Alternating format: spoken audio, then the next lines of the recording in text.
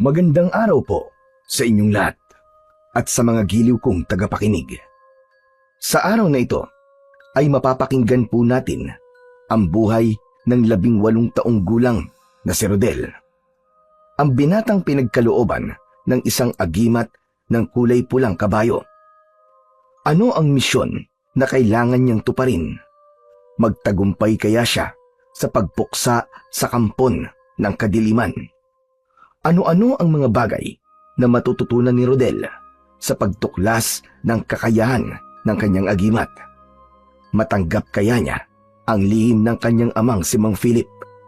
Sama-sama po nating pakinggan ang kwento at pakikipagsapalaran ng binatang kutsero na may gabay ng kulay pulang kabayo. Ngunit bago po ang lahat, mga idol, huwag po nating kalimutan mag-subscribe at i-hit ang notification bell sa aking YouTube channel na The Voice Addict at Apong Isaak para sa mas marami pang makapigil hiningang kwentong aswang at katatakutan mula sa mundo ng kababalaghan. Umpisahan na po natin ang kwento. Rodel! Rodel, nasaan ka ba? Rodel! Ano ka ba naman, Marco? Bakit ka ba sumisigaw? Pambihira ka naman tao ka, oh. Dinaig mo pa ang hinahabol ng 10 halimaw, ah. Diyos ko, nandito ka lang pala eh. Kanina pa kitang hinahanap tol eh. Nalibit ko na yata ang buong baryo sa kakaharap sa'yo. Teka, sandali lang. Umayos ka nga muna. Bakit mo ba ako hinahanap, ha? Ano ba kasi yun? O sabihin mo na. Kinakabahan na naman ako sa'yo, eh. Tol, ano kasi, masamang balita. Tsak na mabibigla ka. Kasi, ganito, Ano ba kasing balita ang sinasabi mo, Marco? Sa tono ng pananalita mo, eh, para bang may nangyari sa pamilya ko, eh. pare ito na nga, huwag ka mabibigla. Kasi si Buddy eh. Bakit, pare? Ano nangyari kay Buddy? Rodel, sumama ka na lang sa akin. Ang hirap ipaliwanag sa'yo eh, tara na. Bilisan mo, kailangan mo tong makita. Wala nang nagawa ang may 18 taong gulang na si Rodel nang hawakan ang kanyang kamay at hinila siya ng kaibigang si Marco. Tinahak nila ang daan papunta sa lugar kung saan ito nanggaling. Halos kalad ka rin siya ng kanyang kaibigan. Marating lang nila ang bahagi ng kakahuyang pinagtalian niya sa kanyang alagang kabayo. Wala silang imikang dalawa habang mabilis ang kanilang takbo. Bumundol ang kaba sa dibdib ni Rodel. Pakiramdam niya ay merong masamang nangyari kay Buddy. Halos manginig ang buo niyang katawan dahil sa pag-aalala. Ilang saglit lang ang lumipas ay bumungad sa kanyang paningin ang umpukan ng maraming tao. Nagkakagulo ang mga ito sa pagtingin sa kabayong nakahiga sa lupa. Halos lahat ng nakakakita sa nangyari ay napapaantandang krus at tumitingala pa sa langit. Nang naramdaman ng mga tao ang presensya ni Rodel, umalis sa mga ito sa paligid ni Buddy. Kaya naman, tumambad sa kanyang paningin ang kaawa-awa niyang kabayo. Naramdaman niya ang pagbitiw ng kamay ni Marco sa kanyang braso at tinapik siya nito sa balikat. Dahan-dahan siyang lumapit at tuluyang nalantad sa kanyang paningin ang nakahigang kabayo. Sa tabi nito ay ang kanyang amang si Mang Philip. Basang-basa ang pisngi nito dahil sa luwa. Alam niyang ang nakahandusay na kabayong si Buddy ay wala ng buhay at matigas na ang katawan. Tila pinagbagsakan ng langit at lupa si Rodel sa eksenang yon. Umagos ang masaganang luwa niya sa pisngi at napalod sa tabi nito. Hindi niya maipaliwanag ang sakit habang nakatingin sa muka ng kanyang alagang hayop. Tay! Tay, ano to? Ano nangyari? Bakit ganyan ang itsura ng kabayo ko, Buddy? Buddy! Sino may gawa nito kay Buddy, Tay? Anak, lakasan mo ang loob mo. Nakita lang siya ng kaibigan ko na wala ng buhay na nakahandusay dito sa lupa. Kutob ko, may pumatay sa kanya, anak. Itay, Bakit nangyari to kay Buddy? Buddy! Sino ang hayop na gumawa nito sa'yo? Tay, wala na akong alagang kabayo. Mga hayop sila! Pinatay nila si Buddy! Umayo ang kanyang amang si Mang Philip at inalalayan siyang tumayo para hindi niya makita ang mga sugat sa katawan ng kabayo. Subalit bahagya niyang iniiwas ang kanyang ama habang ang kanyang paningin ay nakatutok pa rin sa nakahigang si Buddy. Naliligo ito sa sariling dugo. Dilat ang mga mata at nakalaylay pa ang dila. Pinahirapan muna ito bago pinaslang. Tila gumuho ang lahat para sa kanyang makita ang kalunos-lunos na sinapit ng kanyang kabayo. Simula ng 10 taong gulang pa lamang siya, ay kasama niya na ito hanggang sa kanyang paglaki. Kaya masakit para sa kanya na makita ang itsura nito sa ganung kalagayan. Dahan-dahan siyang lumapit at pinagmasdang mabuti ang mga sugat sa katawan ni Buddy. Lumuhod siya sa tabi nito at hinaplos ang nanginginig niyang kamay, ang leeg ng kabayo.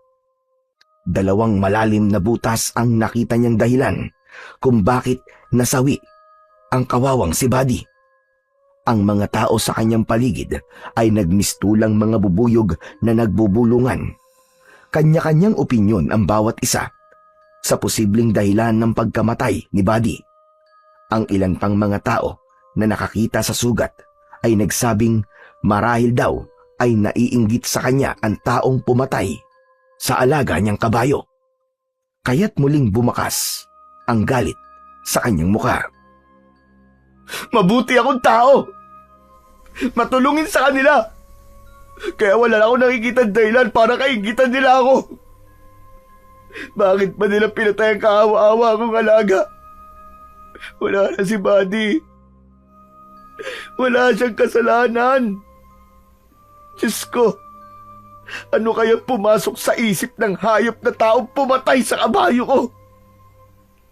Napakawala niyang puso. Huwag ko lang makikilala talaga kung sino pumatay sa'yo, Buddy. Dahil patawarin ako ng Diyos. Baka hindi ko alam kung anong magawa ko sa kanya. Huminahon ka lang, tol. Huwag kang masyado magpadala sa galit mo. May awa ang Diyos. Hindi niya patatakasin ang taong pumatay kay Buddy, maniwala ka. Paano ako hihinahon, ha, Marco? Diyos ko, pinatay ng kung sino man ang kabayo ko nang dahil sa inggit. Katanggap-tanggap ba yun, ha? Sabihin mo, Marco. Alam mo kung gaano kahalaga sa akin ang kabayo kong si Buddy. Para ko na siyang kapatid eh. Pagkatapos madadatnan ko siya rito na patay na, wala nang buhay. Iniisip ko pa lang na habang pinapatay siya ng hayop na yun, pakiramdam ko, tinatawag niya ang pangalan ko. Humihingi siya ng tulong sa akin. Tol, pero wala ako sa tabi niya. Wala akong nagawa, hindi ko siya natulungan. Patay na ang alaga ko. Anak, hindi pa naman tayo sigurado kung sino talaga ang pumatay at may gawa nito sa kanya. Kaya wala tayong ibang magagawa kundi ang bigyan na lamang siya ng maayos na libing. Tayo hindi pwede yun. Gagawin rin po niya sa iba ang ginawa niya sa alaga ko. Kaya kailangan mahuli na kagad ang taong yun. Eh sino nga, anak? Sino nga ang gagawa nito? Hindi tayo pwedeng maniwala sa sinasabi lang ng mga tao. Mahalaga pa rin na sigurado tayo sa sinasabi natin. Kaya mabuti pa. At nakita naman na yan ni Kapitan. Ibaon na lang natin siya sa kakauyan. Bigyan natin ng maayos na libing. Wala na tayong magagawa sa kabayo mo, anak. Patay na siya. Siya nga naman, tol. Tama ang sinabi ng tatay mo. Hindi natin alam kung ano ba talaga ang totoong nangyari kay Buddy. Kaya hindi tayo maaaring magbitaw ng mga salita na para bang may pinagbibintangan tayo. Hindi mo ba nakikita? Maraming nakakarinig sa sinasabi mo. Hindi kasi kayo nawala ng kalagang kabayo eh. Kaya nasasabi niyo yan. Masakit, tol. Sobrang sakit. Para na rin noon nawala ng kapatid. Ano ka ba naman, tol? Naiintindihan ko naman kung gaano kasakit ang mga pinagdadaanan mo ngayon. Pero tol, baka mas lalo ka lang mapahamak kung basta ka nalang maniniwala sa mga sinasabi ng mga taong yan. Mas lalo lamang lalaki ang gulo. Kaya tumigil ka na, tol. Huminahon ka lang. Anak, tanggapin na lang natin ang masamang nangyari kay Buddy. Hindi na natin maibabalik pa ang buhay niya. Kahit magwala ka pa, walang mangyayari. Anak, tandaan mo, walang lihim na hindi nabubunyag. Kaya ipaubaya na lamang natin kay Kapitan ang paghahanap sa totoong pumaslang sa kanya. Tila natauhan si Rodel sa mga narinig mula kay Mang Philip na kanyang ama. Masakit man para sa kanya, ang pagkawala ng kanyang alagang kabayo ay wala rin naman siyang magagawa para ibalik pa ang buhay nito.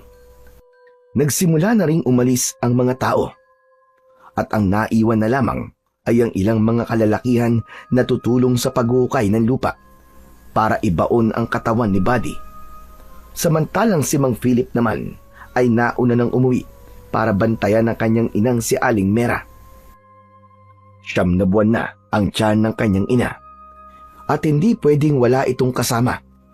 Kaya naman, naiwan na lang silang dalawa ni Marco. Pagkalipas ng ilang oras na pagdudukal ng lupa ay natapos din ang paglilibing kay Buddy. Nanatiling nakatingin si Rodel sa libingan nito habang tahimik na umiiyak. Naramdaman niya ang pagtapik ng kamay ni Marco sa kanyang balikat bilang tanda ng pakikiramay nito sa kanya. Tol, alam kong makakalimutan mo rin ang nangyari kay Buddy. Tatagan mo lang ang loob mo. Hindi talaga siya para sa iyo eh. Marahil ay may bagong dadating na kabayo para sa iyo. Huwag ka lang mainip, tol. Sigurado ko, may plano ang Diyos, kaya nangyari to sa iyo. Tol, hindi lang madaling kalimutan ng alaga kong si Buddy. Lalo na't hindi pa rin malinaw sa akin kung bakit siya pinatay. Hindi ako titigil, tol, hanggat hindi ko nahahanap ang taong pumatay sa kanya. Sisiguraduhin kong pagsisisihan niya to. Tol, palagi ako nasa tabi mo ha. Kaibigan kita eh. Kaya't karamay mo ko sa paghahanap sa tao may gawa nito sa kabayo mo. O paano, tol? Kailangan ko na munang umalis. Kailangan ko pa kasing balikan ang kabayo ko sa paradahan eh. Ibinilin ko lang yun sa mga kaibigan natin. Sige, tol, maraming salamat. Sige, iwan mo na ako. Gusto ko mapag-isa. Tol, umuwi ka kagad ha. Wag na wag ka magpapaabot ng dilim dito sa gubat. Alam mo naman na maraming mababangis na hayop sa lugar na to. Isang tango ang itinugon ni Rodel sa paalala na yon ni Marco bago niya muling binalingan ang buhaghag na lupang itinabon sa katawan ng kanyang alagang kabayo. Kahapon lang ay masaya pa sila na gumala sa buong kakahuyan para maghanap ng malawak na damuhang pwede niyang pagpastulan dito. Narinig na lamang niya ang papalayong yabag ng paa ng kaibigan bago tuluyang kumalat ang katahimikan sa kanyang paligid. Ngunit maya-maya pa ay bigla na lamang siyang nakarinig ng isang malakas na pag-alingaw-ngaw ng halinghing ng isang kabayo. Nagmula yun sa madilim na bahagi ng kakahuyan. Napaangat siya ng muka at inilinga ang kanyang paningin sa paligid. Muling naulit ang halinghing ng kabayo. Mas malakas na parabang humihingi ng tulong. Kaya naman, malalaki ang hakbang ng kanyang paa na sinundan niya kung saan nanggagaling ang tunog. Ilang di pa lang yun sa kanyang kinatatayuan. Umikot siya sa pinanggagalingan ng ingay. Sa likod mismo ng punong madalas niyang pagtalian sa kanyang kabayo, doon nagmumula ang paghuni. Bumilis ang tibok ng kanyang puso habang hindi inaalis ang paningin sa 2 paa ng kabayong nakalitaw sa likod ng puno. Kulay pulang kabayo ang nakikita niya. Nangihina at habol ang sariling hininga. Napupuluputan ito ng baging sa katawan. Pati na sa leeg. Bahagya na ring may sugat ang kabayo dahil sa ilang beses nitong pagpupumiglas doon. Pati na ang bibig nito, kaya pala halinghing lang ang nagagawa ay dahil may nakagapos doon na matinik na baging. Nagpalinga-linga siya sa paligid para magbaka sakaling may ibang tao na nandoon. Ngunit na lamang niyang mag-isa lamang siya sa gubat na yon. Naku, sandali lang ha. Huwag ka mag-aalala. Tutulungan kita. Konting tiis lang. Sandali. Naghanap ng 2 bato si Rodel sa lupa para yon ang gamitin niyang pamputol sa baging. Sakto naman na nakita niyang may matalas na 2 bato sa tabi ng kabayo. Dali-dali niya itong dinampot at doon mismo pinitpit niya ang mga baging. May pagkakataon pa na tinatamaan ng bato ang kanyang kamay, pero tuloy lang siya sa pagliligtas sa kulay pulang kabayo. Tumagal yon ng halos 20 minuto bago niya tuluyang natanggal ang baging. Nagkaroon din siya ng sugat sa kanyang mga kamay na hindi naman niya iniinda ang sakit. Saka niya pinagmasdan ang nakahiga pa ring kabayo sa lupa. At tila kinausap niya ito na para bang si Buddy lang ang kaharap niya. Kaya lang, hindi pa rin siya makapaniwalang may ganong uri ng kabayo. Kakaiba ang kulay at kakaiba rin ang tindigan. Nang tuluyang maalis niya ang mga baging sa katawan ng kabayo, ay tumayo na siya at kinausap muli ito. Hoy, pulang kabayo! Kaya mo bang tumayo, ha? Pasensya ka na, ha? Natagalan ng pagtanggal ko sa baging. Ano ba kasing ginagawa mo sa lugar na to? Naliligaw ka ba, ha? Taga Karatig Rancho ka ba? Halinghing lang ang itinugon nito sa kanyang tanong. Para bang naninibago siyang hindi na si Buddy ang kinakausap niya. Pero umaasa siyang wala sanang may-ari sa kabayo. Nang sa ganun ay meron ng pansamantalang papalit sa kabayo niya. Gumalaw ito habang iniluluhod ang unahang paa nito para makatayo ng tuluyan sa lupa. Kaya lang ay bakas pa rin sa mukha ng kabayo na may iniinda talaga itong sakit sa paa at leeg. Nagulat si Rodel sa biglang pagtaas ng unahang paa nito, katulad ng ginagawa sa kanya dati ni Buddy. Saka yumuko na tila ba may gusto itong ipakita sa ulo nito. Ano bang ibig sabihin ng pagyuko mo, ha, kabayo? Dati kasi, kapag si Buddy ang gumagawa niyan, iniisip kong may nangangati sa kanyang ulo. Pero, syempre, iba sa kanya. Kaya hindi ko alam kung ano ang gusto mong sabihin sa akin. Magkakasunod ulit na paghalinghing ang ginawa ng kabayo, kasunod ng pagtaas ng kaliwang paa nito sa unahan. Pagkatapos ay paika-ikang umikot na tila sinasabi nitong kunin ang buhok nito sa ulo. Kaya naman, ginawa niya kung ano ang pagkakaintindi niya sa ibig sabihin ng kulay pulang kabayo. Napakunot ang kanyang noo nang mapansin ang nakatirintas na buhok nito na tila ba may sumadyang gumawa nun. Parang nagbunot lang siya ng tanim ng halaman dahil agad niyang nakuha ang nakatirintas nitong buhok. Halos kalahating dipa ang haba nun. Pinagmasdan niyang mabuti ang bagay na yon. Ngunit nagulat si Rodel nang kumalat ang liwanag sa kanyang mga kamay. Umulupot ang hawak niyang buhok sa braso niya. Nabitiwan niya ang tila buhay na buhok at bumagsak yon sa lupa. Nanlalaki ang kanyang mga matang titig na titig sa pulang kabayo. Ano yun, ha? Bakit gumalaw ang buhok na kinuha ko sa ulo mo kanina? Teka, anong klaseng nilalang ka ba? Muling humalinghing ang kulay pulang kabayo at tinapak-tapakan ang nakatirintas na buhok sa lupa saka tumingin sa kanya. Kaya naman, napilitan siyang damputin yun na para bang may humihila sa kanyang malakas na puwersa para hawakan yun. Yumuko si Rodel at pinagmasdang mabuti ang mahiwagang buhok na nasa lupa. Saktong pagdampot niya ay tila nagkaroon yun ng buhay na pumulupot muli sa kanyang kanang braso. Kahit na anong pagwaksi at pagwasiwas niya sa ere ay hindi na yun natanggal sa kanyang kamay. Takot na takot siya pakiramdam niya ay para itong ahas na nakapalupot sa kanyang braso. Natatarantang napapatingin siya sa gawi ng kabayong nakatitig lamang sa kanya. Para bang pinag-aaralan din ito ang kanyang galaw. Diyos ko! Ano ba to? Tanggalin mo to, hoy! Pulang kabayo, ano ka ba? Anong ibig sabihin nito? Aray! Tulungan mo akong alisin ang buhok na to sa braso ko! Ano ba to? Nakaramdam si Rodel ng pagbalot ng malakas na liwanag sa buo niyang katawan, habang ang buhok ng kabayo ay nakapalupot pa rin sa kanyang kamao. Kahit na anong pagpupumiglas ang gawin niya, ay hindi niya talaga matanggal ang bagay na yon sa kanyang kamay. Hindi kumikilos ang kulay pulang kabayo para tulungan siya. Lumitaw ang liwanag sa kanyang kamay at bumalot yon sa katawan ng kabayong nakatayo sa kanyang harapan. Naghilom ang mga sugat nito sa binti at leeg. Umangat ang paa nito sa lupa at lumutang sa ere. Taktong paglapat muli ng mga paa nito sa lupa ay nagsalita ito. Bagamat hindi nito ibinubuka ang bibig, alam niyang may tinig siyang naririnig habang nakatingin siya sa mga mata ng kabayo. Tila ba sa pamamagitan ng kanilang paningin ay nagagawa siya nitong kausapin.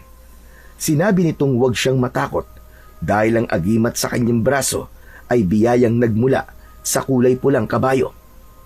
Ito raw ang gabay ng agimat na ibinigay sa kanya. Isang uri ng kapangyarihang magagamit niya laban sa kampon ng kadiliman na maghahasik ng lagim sa kanilang baryo. Kailangan din daw paghandaan ni Rodel ang pagsalakay ng isang pangkat ng mga aswang na uubos sa mga ipapanganak pa lamang na sanggol, at kasama raw ang kanyang ina sa mga dapat niyang protektahan. Anak ng teteng, oo. Nasisiraan na ba ako ng ulo? Resulta na ba ito ng labis kong galit kanina? Muling sumagot ang kulay pulang kabayo. Sinabi nitong huwag niyang baliwalain ang mga sinasabi nito dahil darating na ang pagsalakay ng mga aswang na manananggal. Anak nang, ano ba yan? Ano bang aswang ang pinagsasasabi mo, ha? Hindi ako naniniwala sa mga aswang, kalokohan yon. Isang malaking kalokohan lang yon. Muling humalinghing ang kulay pulang kabayo, ngunit sa pagkakataong yon ay mas lalo itong lumapit sa kanya. Nalaman ni Rodel na ang kulay pulang kabayo ay ang magsisilbing tagapagbantay niya sa oras na lalaban na siya sa mga aswang. At totoo ang aswang na sinasabi nito. Isang patunay raw na naririnig niya ang sinasabi nito, indikasyon ng malakas na epekto ng agimat sa kanyang katawan. Itigil mo na nga ang kalokohan mo, pulang kabayo! Ang kulay mo pa nga lang eh. Hindi ko na alam kung paano ko ipapaliwanag sa mga magulang ko eh. Baka nga hindi ka pa nila tanggapin eh. Pagkatapos haharap pa ako sa mga aswang. Kaya kung sino ka man na naglalaro sa isip ko, lumayas ka! Layuan mo ako! Hindi kita kailangan. Kaya kung pwede, bawiin mo na tong agimat ko no sa braso ko. Saka wag mo madamay-damay ang nanay ko rito, ha. Pagkatapos kitang tulungan eh, bibigyan mo ako ng parang sumpa. Problema lang naman ang hatid dito sa buhay ko eh. Tila nainis sa kanya ang kulay pulang kabayo at sinipa siya nito ng bahagya. Ngunit natumba pa rin siya sa kanyang kinatatayuan at tinitigan siya nito ng masama sa kanyang mga mata. Nakita niya ang refleksyon ng kanyang sarili sa mga mata nito. Tila gusto niya nang maniwala sa mga sinasabi ng kulay pulang kabayo. Kung ganun, teka, totoong ikaw ang gabay ng agimat na to? At kaya kita naririnig ay dahil sa buhok na to? Pero teka, bakit ako? Masyado nang magulo ang buhay ko. Huwag mo lang dagdagan, pambihira naman, oo. Hindi ako nararapat sa kapangyarihang to. Iba na lang ang piliin mo. Hindi raw nito dinadagdagan ng kanyang problema, kundi siya raw ang pinili ng agimat dahil sa pagiging mabuti niya sa mga hayop. Nalaman ni Rodel na Asbar ang pangalan ng kulay pulang kabayo at masaya raw itong makilala siya. Maya-maya pa ay muli itong nagsalita. Ipinaliwanag nito na ang lahat ng nakikita niyang liwanag, pati na ang kulay ng balat ng kabayo, ay siya lamang daw ang nakakakita. Kaya walang dapat na ipag-alala kung sakaling isasama niya ito sa kanilang bahay. Nang sa ganun, madali para sa pulang kabayo ang mabantayan siya at masigurong ligtas siya sa lahat ng oras. Manganganib daw ang buhay ng bagong tagapangalaga sa agimat.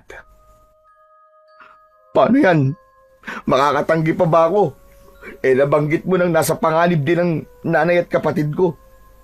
Hindi ko lang alam kung anong sasabihin sa akin ni tatay. Natiti akong magugulat silang lahat dahil nagkaroon kagad ako ng kabayo na kapalit ng alaga kong si Buddy.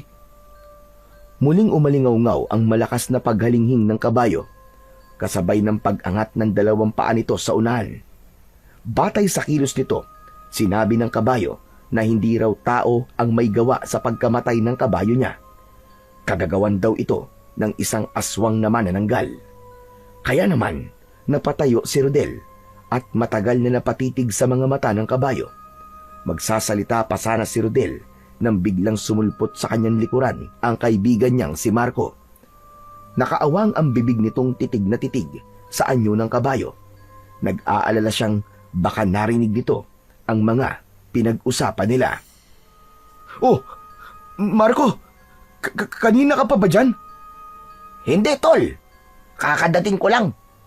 Grabe ka, tol. Hanep, ang ganda ng kulay itim mong kabayo, ah. Wow, ang pogi naman. Nakahanap ka kagad ng kapalit ni Buddy, ah. Ha? Kulay itim na kabayo ang tingin mo sa kabayong yan? Oo naman, bakit? Hindi mo ba nakikita ang kulay niya? Grabe, tol. Hindi ako makapaniwalang makakabili na kagad kayo ng bagong kabayo. Nag-aalala pa naman ako sa'yo kanina. Kasi akala ko nagluluksa ka pa rin sa pagkawala ni Buddy. Yung pala, bumili ka na kagad ng bago mong kabayo. Tol, nagkakamali ka sa iniisip mo. Anong nagkakamali ang sinasabi mo, Rodel? Magiging sikat ka na naman dahil sa matikas mong kabayo. Yun ang panigurado. Saka lang naalala ni Rodel ang buhok na nakapalupot sa kanyang kamay. Kaya mabilis niya yung itinago sa kanyang likuran. Subalit hindi naman yun nakaligtas sa paningin ni Marco. Uy! Teka sandali lang, tol. Ano yung tinatago mo sa likod mo, ha? Ha? Wala to. Anong wala? Halata naman sa'yo na may tinatago ka sa likod mo, ha? Patingin nga. Ano ba yan? Baka naman nabasag na yung kabao mo dahil sinuntok mo mga puno rito. Pambihira ka, ba't ko naman gagawin yun, tol? Hindi pa naman ako nasisiraan ng ulo, no? Kung hindi, ano nga nasa likod mo? Patingin ako, sige na. Kahit anong gawing pag-iiwas ni Rodel, ay nahila na ni Marco ang kanyang braso at nalantad dito ang itinatago niyang buhok ng kabayo. Kaya lang, binitiwan din ito ang kanyang kamay at nagtakang tumingin sa kanya. Siraulo ka talaga, Rodel, eh. Pinakaba mo naman ako, eh. Akala ko, talaga may tinatago ka riyan. Wala naman pala. Tara na nga, ang lakas mo talaga mag-trip. Masaya akong buo pa rin ang kamao mo, tol. Ha? Wala kang nakikitang buhok sa kamay ko, Marco? Pambihira naman, oo. Ano man buhok ang pinagsasabi mo, Rodel? Ikaw talaga kahit kailan, palagi mo na lang akong pinag-iisip. Tara na nga. Kanina ka pang hinihintay ng tatay mo, eh. Sigurado ka? Hindi mo nakikita ang buhok sa palad ko? Ayan, hindi nga natatanggal, eh. Ano to? Ang ibig sabihin, ako lang talaga nakakakita sa buhok na nasa kamay ko. Pambihira. Akala ko niloloko lang ako ni Asbar. Hoy, pare. Ano ba binubulong-bulong mo? Anong nangyayari sa'yo? Sino ba kinakausap mo? Malinis ang palad mo. Wala akong nakikitang buhok sa kamay mo. Tara na nga. Bigla ako nag-alala sa'yo, eh. Baka naman namamaligno ka na sa lugar na to. Di kaya nasisiraan ka na ng isip. Ang mabuti pa kaya, ako na magdadala ng kabayo mo sa bahay nyo. Tara na. Bigla tuloy akong pinagtasa ng balahibo sa katawan, eh. Hindi na pinilit pa ni Rodel na maniwala ang kaibigan sa mga sinasabi niya. Marahil ay totoo nga ang sinasabi ng kulay pulang kabayo na siya lang talaga ang nakakakita sa buhok na nakapulupot sa kamay niya. Ni hindi nga napapansin ni Marco ang totoong kulay ng kabayong kasama niya. Inilalayan na lamang siya nitong maglakad palabas ng kalsada. Nakita niya ang nakaparada nitong kalesa sa gilid ng daan. Pagdating doon ay yumuko ang kulay pulang kabayo sa kanya. Nagpapahiwatig yun na dito siya sumakay. Sinabi nitong walang sino man ang dapat na makakaalam tungkol sa kakayahan niya at sa agimat. Maya-maya pa ay sumakay na siya sa likod nito. Pagkalipas ng ilang saglit ay narating nila ang bahay ni Mang Philip. Natanaw niya kagad ang matanda habang gulat na gulat ang anyo nito. Hindi na nakapaghintay ang kanyang ama at agad itong lumapit sa kanilang kinaroroonan. Nauna siyang bumaba ng kabayo, kasunod ang kaibigan niyang si Marco. Rodel, anong ginagawa ng kabayong yan dito? Kanino yan? Tay, nakita ko lang po sa gubat kanina. Wala naman po may-ari kaya dinala ko na lang po dito sa atin. Ano ka mo? Walang may-ari? Aba, nasisiraan ka na yata ng ulo, Rodel eh. Pwede bang walang may-ari ang isang magandang kabayong katulad niyan? Hala sige, isoli mo yan doon sa gubat at baka mamaya ikaw pa ang habulin na may-ari niyan. Wala tayong ibabayad. Tay, kahit tanungin niyo pa po si Marco, wala po talaga nagmamay-ari sa kabayong yan. Isa pa, kung may maghahabol man po, edi ibibigay ko naman sa kanila eh. Ang mahalaga, ngayon may kabayo ng gagamit sa kalesa ko. Kahit papano, mababawasan na po ang lungkot kapag maaalala ko po si Buddy. Anak ng teteng, oo. Hindi mo pwedeng ikatwiran yan. Kapag nandito na ang totoong may-ari sa kabayong yan. Tay, wag na po natin pagtalunan to. Hindi ko po siya ibabalik dahil sa akin na po ang kabayong yan. Ang totoo nga po eh. Bala ko na kagad siyang gamitin mamaya sa biyahe. Sayang din naman po ang kikitain ko. Abat, talagang ibabandera mo pa sa lahat ng kabayong yan, ha? Pabira ka naman, lalaki ka, oo. Hindi mo ba nakukuha ang ibig ko sabihin, ha, Rodel? Naisip mo ba na baka mamaya yan naman ang patay ng taong may lihim na galit at inggit sa'yo? Pambira ka talagang tao ka, oh. Pagkatapos iiyak-iyak ka na naman na parang batang inagawan ng laruan.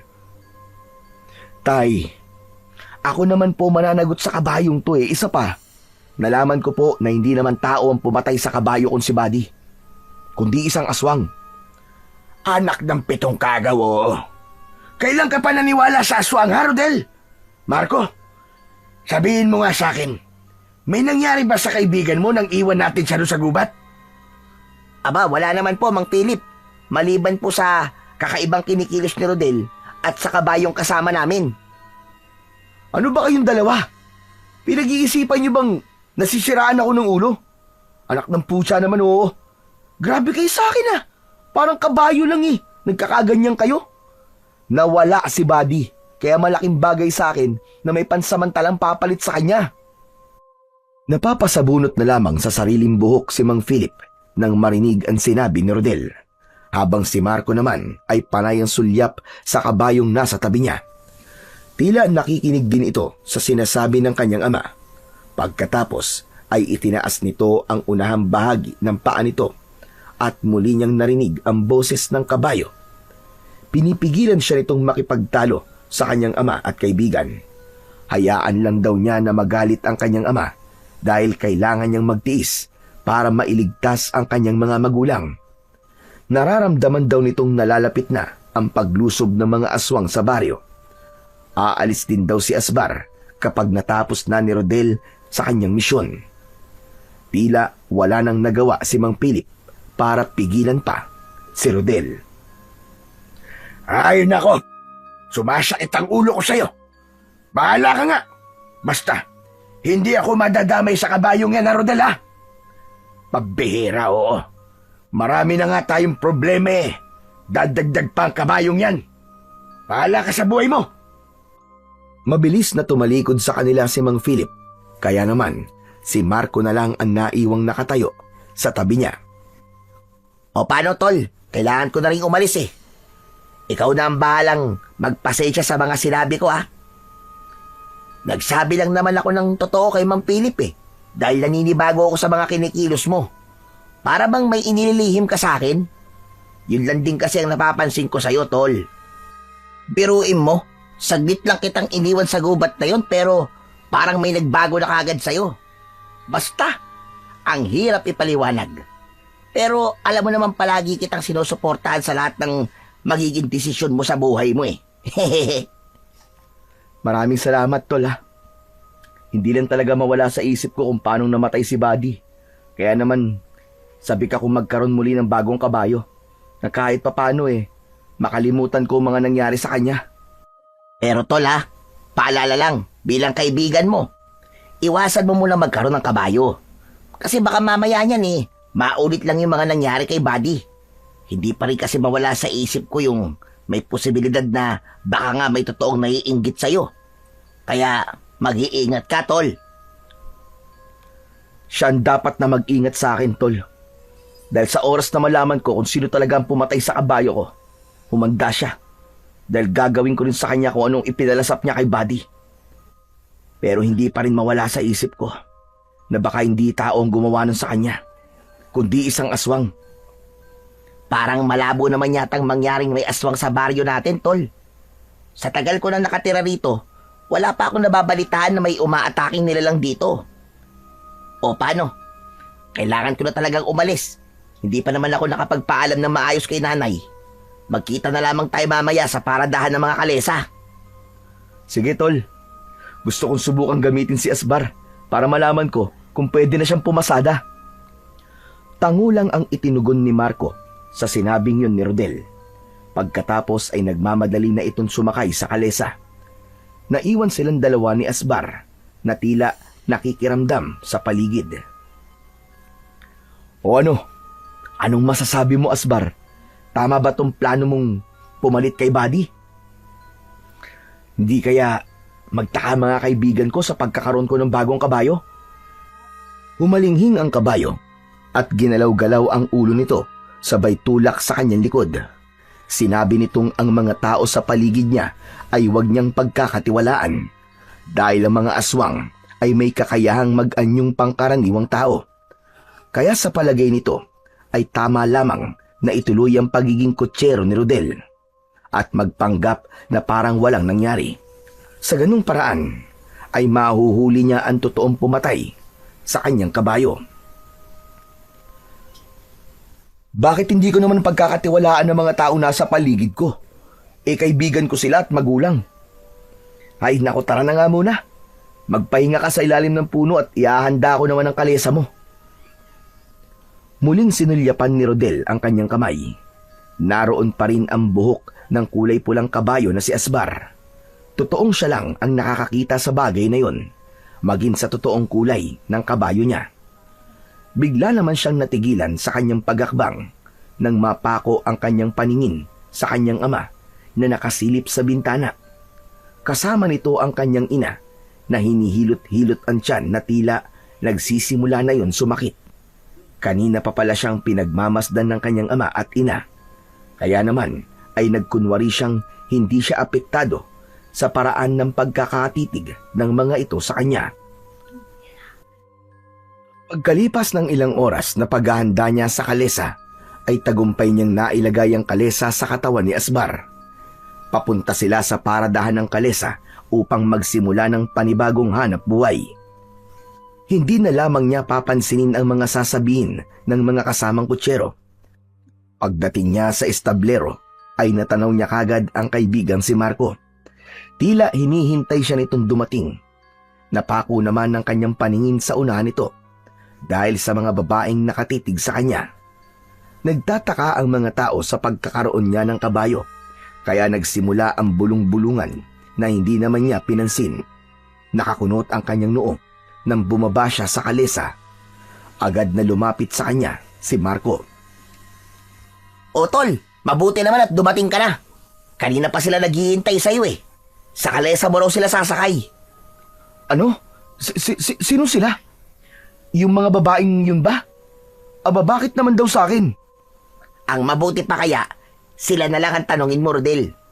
Marami ang nasa unahan ng pila, oh. Pero ang gusto talaga sa kalesa mo sumakay. Sige na, lapitan mo na. Nilapitan ni Rodel ang 4 na babaeng nakatayo sa unahan ng upuang gawa sa kahoy. Mukhang kanina pa ngang naghihintay ang mga ito sa kanya.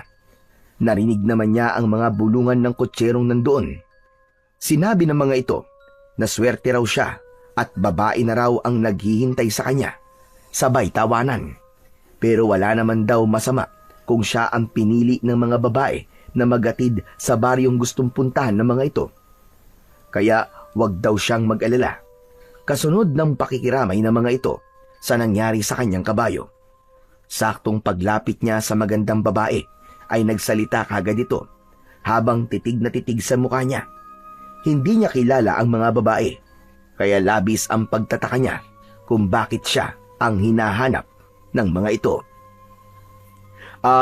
Miss, hinihintay niyo raw ako? Oo, kuya. Ikaw ba si Rodel? Oo, ako nga. Teka, bakit kilala mo ako? May nagrekomenda kasi sa amin eh. Sa kalesa mo raw kami sumakay. Maayos ka raw magpatakbo ng kabayo. Saka, medyo malayo kasi ang pupuntahan naming baryo eh. Ganon? Pero, sino ba nagrekomenda sa akin sa inyo? Nakakahiya naman kasi sa mga ibang kutsero na nandito eh. Mamaya pa kasi ang pila ko eh. Nakakahiya naman kung ako ang mauuna sa kanila, di ba? Pasensya na, pero si Lola Iska nagsabi sa amin na ikaw lang daw ang pumapasada sa baryong pupuntahan namin. Kaya huwag ka na mag-alala dahil kinausap ko na mga kutsero nandito at pumayag naman sila. Ano, si Lola Iska baka mo? Talaga bang sinabi niya yon? Teka, saan ba dapat ang punta nyo? Sa baryo ng Sampoldo. May mga kasama ako, 4 kami mga babae. Pasensya na, pero mas panatag kasi ang loob namin sa iyo eh. Ganun ba? Nako, tama-tama. Doon kasi ako nakatira eh. Saang banda ba sa baryo ng Sampoldo? Kilala mo ba si Lolo Greg? Ha? Medyo liblib ang baryo namin eh. Kaano-ano niyo ba si Lolo Greg? Lolo ko siya. Magbabakasyon lang kami ng mga kaibigan ko. May hahatid mo ba kami? Oo naman. Nag-aalala lang kasi ako na baka mahirapan kayo sa pagpunta sa bahay ni Lolo Greg. Nasa gitna kasi ng kakahuyan ng bahay ng matandang yun eh. Nako, sanay na ako sa lugar na yon. At totoo, pagkatapos mamatay ni nanay, lumaki ako sa pangangalaga ni Lolo Greg. Ganun ba? O sige, tawagin mo na mga kasama mo, miss, para makaalis na tayo. Marisa ang pangalan ko. Naiilang naman ako sa pagtawag mo sa akin ng miss. Mukha kasing mas bata ka pa sa akin eh. Mukha nga, 18 taong gulang pa lang ako eh. Ikaw ba? Sabi ko na nga be, 22 taong gulang na ako. Bali, 4 na taon pa lang ang agwat natin sa edad, ano? Sige, tatawagin ko na sila, Rodel. Tangulang ang itinugon ni Rodel kay Marisa nang umalis ito at tumalikod sa kanya. Maganda ang babae, maputi, matangkad, at may biloy sa tigkabila ang pisngi. Kaya hindi niya masisisi ang mga kalalakihang kutsero na hindi mapatingin sa magandang si Marisa. Mas lalong nagkagulo ang mga kalalakihan nang lumapit sa kanya ang 3 pandalaga. Magaganda rin ang mga ito, lalo na kapag ngumingiti. Batay sa pananamit ng mga ito, parang lumaki ang mga ito sa syudad. Maya-maya pa ay biglang nagsalita si Marisa. Nakangiti ito sa kanya na tila ba nang aakit ang mga mata, habang ang alon-alon nitong buhok ay nililipad ng hangin. Kaya naman, nalalanghap niya ang natural na bango ng dalaga. Hindi pa ba tayo aalis, Rodel? Tulala ka na kasi dyan eh. Saka lang napansin ng binata na nakangiti na rin ang 3 mga dalaga, habang nakatingin sa kanya na tila ba nagbubulag-bulagan pa at nagpapapungay rin ng mga mata. Hindi niya alam kung bakit parang hindi siya nagsasawang tumingin sa mga muka ng babaeng nasa harapan niya. Mabilis namang lumapit si Marco na hindi napigilan ang sarili na bumulong sa kanya. Hoy, grabe ka, tol. Hindi mo naman sinabing marami ka palang kilalang mga babae. At ang gaganda nila. Ipakilala mo naman ako sa isa, oh. Sus, ikaw talaga. Umiral na naman ang pagiging babaero mo. Hindi ko rin kilala ang mga yan. Si Lola Iska nagsabi sa kanilang sa kalesa ko sumakay. Teka, sandali lang. Saan ba raw pupunta ang mga babaeng yan? Tol, hindi ka maniniwala sa sasabihin ko. Yung pinakamaganda, apo ni Lolo Greg. Ang pangalan niya ay Marisa. Talaga? Ngayon ko lang nalamang may maganda palang apo si Lolo Greg, ah. Hindi ba tayo aalis, Rodel? Magkikwentuhan na lang ba kayo? Oo nga pala, pasensya ka na Marisa. O sige Marco, mauna na ako. Susunod talaga ako sa inyo, Rodel. Delikado kasi ang lugar na yun, eh. Huy, ano ka ba? Hinaan mo naman ang boses mo. Baka mamaya niyan marinig ka nila. Magalit pa sila sa'yo. Saka lang binalingan ni Rodel si Marisa ni naghihintay sa tapat ng kalesa, habang ang tatlo pa nitong mga kasama ay mataman lang na nakatitig sa kanya.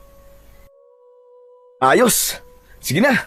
Sumakay na kayo sa kalesa, Marisa. Tamang-tama sa inyong upuan ng kalesa ko dahil pang-apatan ng upuan yan.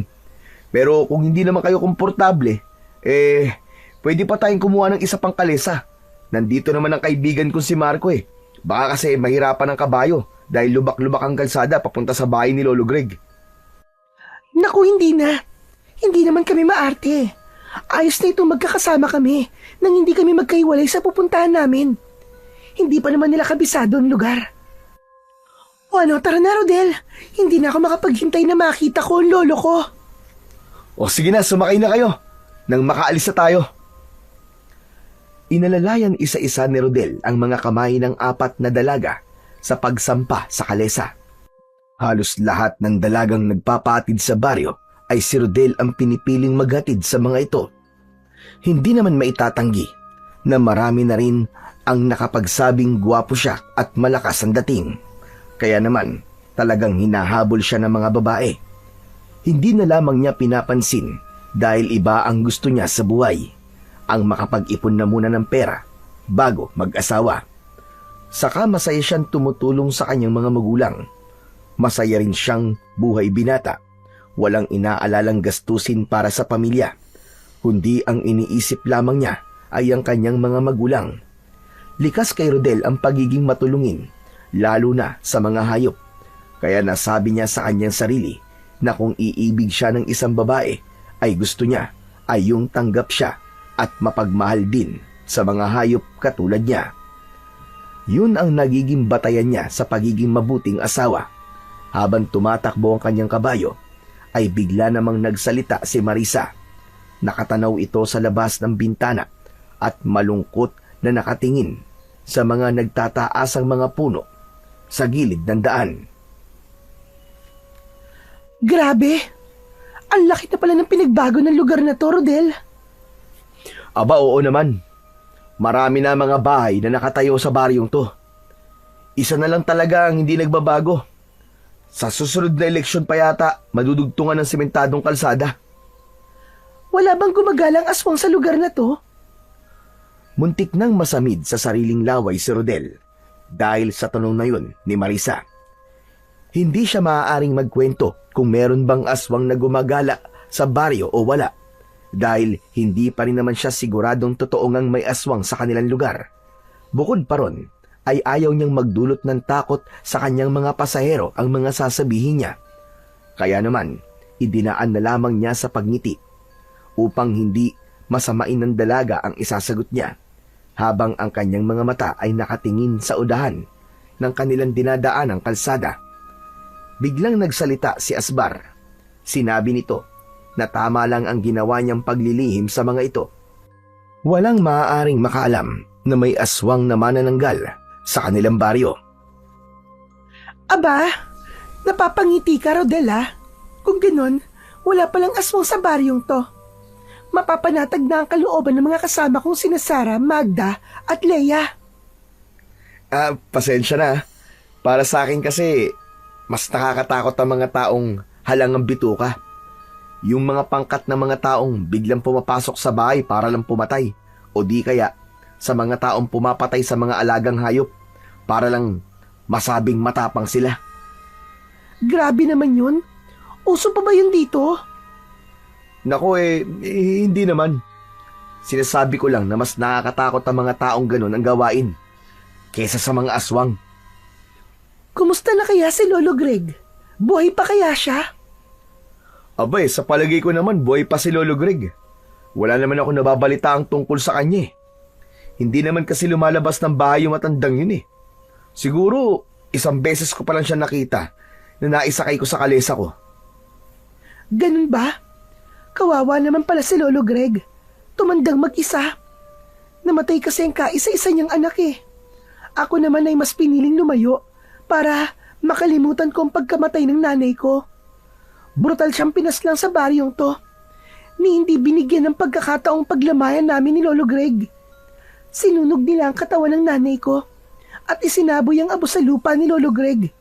Pero ngayong nagbalik na ako, maniningil ako ng pautang. May malaki kasing utang ang taong naging dahilan ng pag-alis ko dito. Ganun ba? Kung ganun, kawawa naman palang nangyari sa nanay mo. Saka, kung pera naman ang inutang sa'yo, sayang naman dapat may interes na. Hindi maipaliwanag ni Rodel ang kabang bumalot sa kanyang dibdib. Tila may ibig sabihin ang bawat bitaw ng mga salita ni Marisa. Parang nababakas niya sa boses nito ang matinding galit. Ngunit kasabay naman ito ay ang pagtataka niya dahil wala naman siyang nababalita ang babaeng sinunog sa lugar nila. Marahil ay biktima rin ang nanay ni Marisa ng mga walang kabuluhang pagpaslang. Muling pumagitna ang katahimikan hanggang sa makarating sila sa baryo ng San Poldo. Itinigil ni Rodel ang sasakyang kalesa sa tapat ng sirang bahay.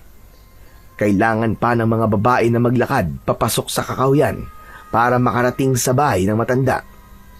Nahihiya naman siyang mag-alok dito ng tulong para ihatid ang mga ito sa pupuntahan.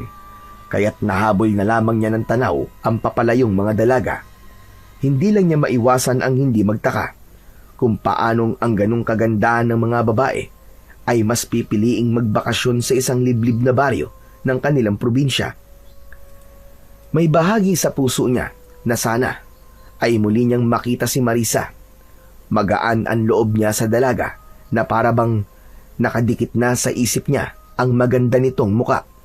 Idagdag pa ang nararamdaman niyang awa para dito. Maya-maya pa ay nagpasya na siyang bumalik sa kalesa. Pagsakay niya sa kanyang kabayo ay bigla siyang nagulat sa pagtaas ng unahan ng paa ni Asbar, kasunod ng malakas nitong paghalinghing. Kaya naman, nawala ang lahat ng iniisip niya at nabaling ang kanyang atensyon sa nagwawalang kabayo. Sinabi nitong hindi maganda ang pakiramdam nito sa lugar na pinaghatiran sa mga babae. Ho! Ho! Kalma lang, Asbar! Ho!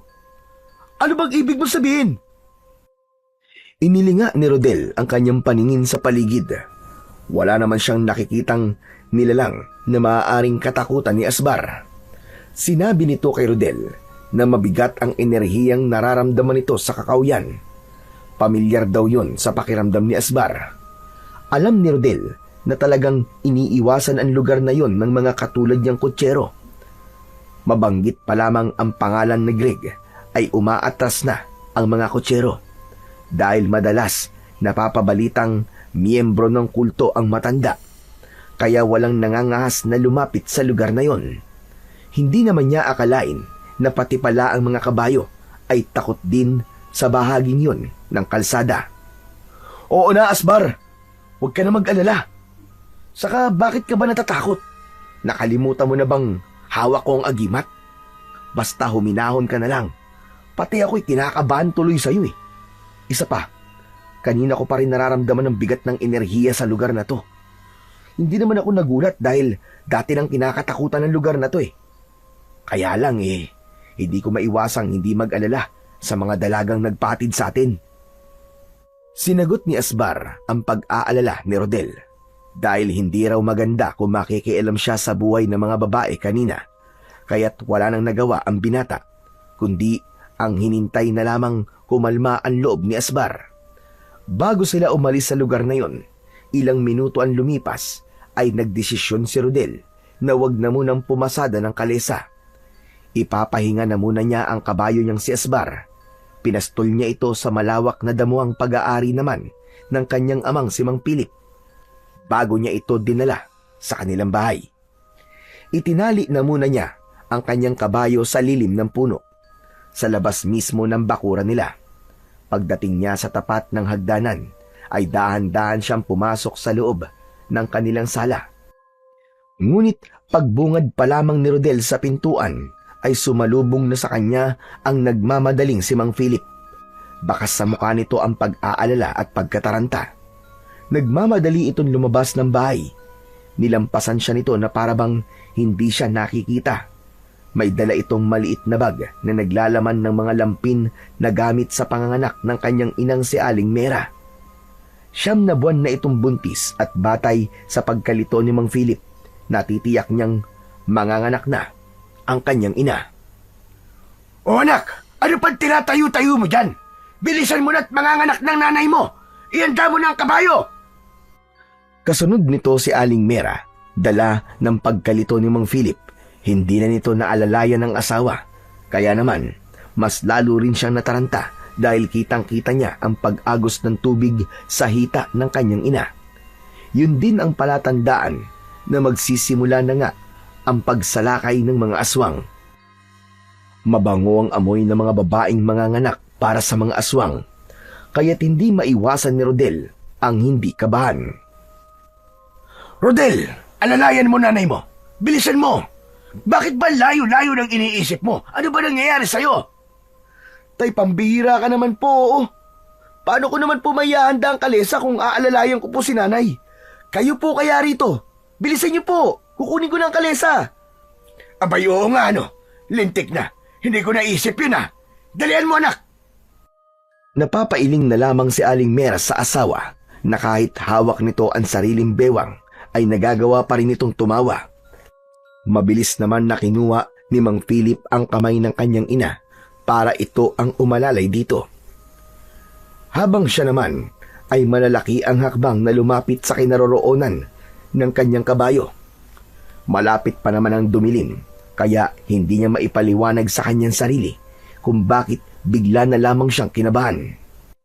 Nanginginig ang kanyang kamay na tinanggal niya ang lubid na nakatali sa puno at hinaplos ang ulo ng alaga niyang kabayo na si Asbar. Pero imbis na makisimpatya sa kanya si Asbar, ay tila natatawa pa ito sa nakikitang pagkakataranta sa kanilang mga kilos. Lumiwanag bigla ang sandatang nakapalupot sa braso ni Rodel, kaya ang ngiting yun ng kabayo ay tila naglaho at nagpalipat-lipat ang tingin kina Rodel at Aling Mera. Sinabi nitong ang pagliwanag ng buhok ng kabayo ay palatandaan ng isang nagbabadyang panganib. Bigla ang pagbundol ng kaba sa kanyang dibdib dahil hindi siya nagkamali sa kanyang nararamdaman. Maya-maya pa ay dumating naman ang kaibigan niyang si Marco. Humahangos itong lumapit sa kanya. Tol, ano nangyari? Saan niyo dadali si Aling Mera? Manganganak na si Nanay, Tol. Dadali na muna namin siya sa pinakamalapit na pagamutan. Ganun ba? O sige, iatid ko muna tong pasero ko at susunod ako sa inyo ron. Sige, Tol, salamat. Mabuti na yung may mga kasama ako sa daan. Bigla kasi akong kinabahan para mapanatag din ang loob ko. Huwag ka mag-alala, Tol. Nakahanda akong tumulong sa'yo. Dito man lang makabawi ako sa lahat ng atraso ko sa'yo. Kasabay ng pagtalikod ni Marco kay Rodel, ay ang pagsigaw naman ng kanyang ama. Nagmamadali ito habang nakaalalay pa rin sa asawa. Hindi naman naalis sa isip niya ang mga sinabi ni Marco sa kanya bago ito tuluyang sumampa sa kalesa at nagmamadaling umalis dahil wala naman siyang naaalalang may atraso ito sa kanya. Rodel ba? Bilisan mo! Opo, nandiyan na po tay! Mabilis na inihanda ni Rodel ang kabayo sa kanyang kalesa habang si Mang Philip naman ay inalalayan ang asawa na sumampa sa kalesa. Nang handa na ang lahat ay agad niyang pinatakbo ang kabayo at binagtas ang lubak-lubak na kalsada. Malayo pa naman ang bayan sa kanilang baryo. Kaya naman ay una nilang dinaanan ang magpapaanak na si Kakang Ignacio. Kaya lang ay ayon sa anak nito ay may pinaanak din daw ito sa kabilang baryo, kaya't kinailangan pa nilang dalhin sa karatig baryo si Aling Mera sa bahay ni Lola Iska. Hanggang sa naabutan na sila ng dilim sa daan, nahihirapan si Rodel na aninawin ang daan. Kahit sinasabi ni Asbar na ito na ang bahala sa kanila, ay hindi pa rin niya maiwasan ang hindi mag-alala. Naramdaman ni Rodel ang pag-iinit ng kanyang sandata sa braso, kasunod ng paglatag ng tali ng kanyang latigo na tila nagbibigay proteksyon sa kanila. Ang nagliliyab na kulay pulang kabayo sa kanyang latigo ay sapat na para hindi basta-bastang makalapit ang mga nilalang na magtatangka sa buhay ng kanyang ina. Mabuti na lang at palaging may nakahandang gasera sa kanilang kalesa, kaya naman nakatulong yun para makita nila ang daan. Ang masaklap pa, alam niyang pagod na si Asbar at hindi pa nila kabisado ang lugar papunta sa bahay ng kumadron ng si Lola Iska. Ang ama niya ang nakakakilala kay Lola Iska. Subalit matagal na panahon na raw nang ito ay bumisita sa matanda. Kung siya naman ang tatanungin, ay bihira lang din niyang maisakay si Lola Iska sa kanyang kalesa. Kaya nga nagtataka siyang inirekomenda siya nito sa mga babae kanina. Diyos ko po, Rodel. Lumalabas na ang dugo sa hita ni Mera. Ano nang gagawin natin? Mukhang dito na siya manganganak. Paano yan, Tay? Tsak na malayo pa po tayo sa bahay ni Lola Iska. Mera, konting tiis na lang asawa ko. Tiisin mo muna ang sakit. Huwag ka munang manganganak. Ngunit hindi na napigilan ni Aling Mera ang hindi mapasigaw sa sobrang pananakit ng tiyan nito, kasabay ng sunod-sunod nitong pag-iri, at sinasabing nararamdaman na nito ang ulo ng bata, kaya umalalay si Mang Philip habang si Asbar naman ay bahagyang binagala ng pagtakbo. Samantalang si Rodel, habang hindi nakatingin ng kanyang mga magulang, ay panayang pagwasiwas niya sa hangin ng nagliliyab yang latigo. At bawat pag-asinta niya ng kanyang sandata ay meron siyang naririnig na pagputok sa itaas na parabang may nasusunog na nilalang. Kasunod ang malalakas na pag-angil ng mga nilalang sa impapawid. Maya-maya pa ay bigla silang nakarinig ng malakas na paghuni ng isang malaking ibon sa impapawid. Kaya't natigilan sila at nagkatingin ng mag-ama. Kanina pa nila naririnig ang malalakas na pagaspas ng pakpak sa impapawid na tila ba umiikot lang yun sa kanilang kinaroroonan. Tay, ang mabuti pa po ipagpatuloy ko po ang mabilis na pagpapatakbo sa kalesa para po kasing may kung anong nilalang nasa taas ng puno Mabuti pa nga, anak. Kanina ko pa naririnig na tila may nasusunog na kung anong bagay sa hangin. Sige po, Tay. Kumapit lang po kayo at wag niyo pong aalisin ang tingin niyo kay nanay. Ito na po! Ha! Ha! Sa muling pagpalo ni Rodel sa likod ni Asbar gamit ang tali, ay biglang umangat ang unahang paa nito. Kasabay ng paghalinghing ng malakas, sinabi nitong ang mga ingay sa itaas ng puno ay dahil sa aswang na manananggal na kanina pang nakasunod sa kanila.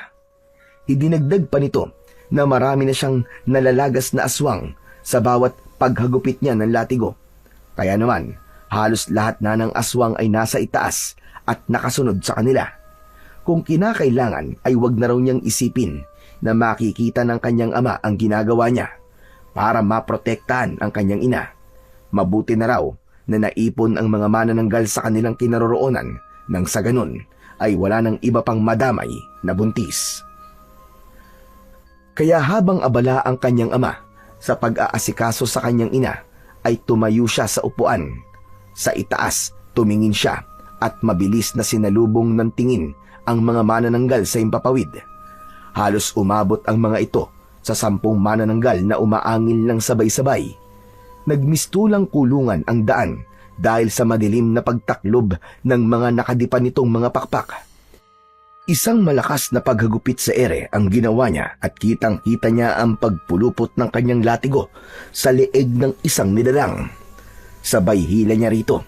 Sa ere pa lang ay nasunog na ito at ang naabo nitong katawan ay sumama sa hangin. Hanggang sa bumalik ulit si Rodel sa kanyang upuan. Muling nirendahan si Asbar sa pagtakbo. Hindi pa rin napapansin ng kanyang mga magulang ang kakaibang nangyayari sa kanyang mga kamay. Sinabi rin ni Asbar na kahit saan magpunta ang mga manananggal ay hahabulin ito ng kanyang sandata. Sunod-sunod ang pagsinga nito na parabang may kinatatakutan. Yun na rin daw ang palatandaan na malapit na ang pinuno ng mga aswang sa kanilang kinaroroonan. Isang biglang paghinto ang ginawa nito kasabay ng pagtaas ng unahang paa ni Asbar. Bumundol ang kaba sa kanyang dibdib dahil bigla siyang nakaramdam ng takot sa pinuno ng mga aswang. Tumakbo ka na, Asbar! Ano ba nangyayari sa'yo? Takbo na! Pambihira naman ang kabayo mong yan, anak ko! Aba, ngayon pa nag-alboroto kung kailan nasa panganib na nanay mo! Hindi ko rin alam, Tay. Sa tingin ko po, may mga aswang po sa paligid natin. Ano? Lintik talaga! Mamamatay na lang ako sa pag-aalala sa nanay mo eh! Dumagdag pa yung kabayo mo! Napakabwisit talaga! Ayusin mo ang ilaw mo! At baka kaya hindi tumatakbo si Asbar eh! Dahil madilim sa unahan ng daan natin! Inayos ni Rodel ang ilaw ng gasera para tanglawan ang unang bahagi ng kanilang daan. Hindi niya napansin na nagbago na ang tayo nito dahil sa kanilang pagmamadali. Kaya lang, pareho silang natigilang mag-ama nang sumalubong sa kanilang harapan ang lumulutang na nilalang. Sa una ay hindi nila maaninaw ang itsura nito dahil malamlam ang liwanag na nagmumula sa kanilang gasera. Pero nang humuni ito ng malakas na parang sa paniki, ay kumislap ang dalawa nitong pangil. Nanlaki ang kanilang mga mata, bukod pa ron ay kitang-kita ni Rodel ang nakalawit na tila laman loob nito sa kalahati ng katawan ng halimaw. Sa kanya naisip na yun pala ang totoong itsura ng pinuno ng mga aswang na manananggal. Tay, Diyos ko po, anong klaseng nilalang yan? Kalahating katawan ng tao at sa paniki ang pakpak. Tay, sumagot ka! Anong klaseng nilalang yan? Ang mga lintik na yan, manananggal yan, anak. Kaya pala hindi umaalis ang kabayo natin sa lugar na to dahil nasa unahan natin ang mga aswang. Banggain mo, Rodel! Banggain mo mga hayop na yan! Murahin mo siya! Ipakita nating hindi tayo natatakot sa kanya! Dalian mo! Sumunod si Rodel sa inutos ng kanyang ama. Isang malakas na paggagupit sa likod ng kabayo ang ginawa niya dahil narinig naman ni Asbar ang sinabi ni Mang Philip at mabilis itong tumakbo.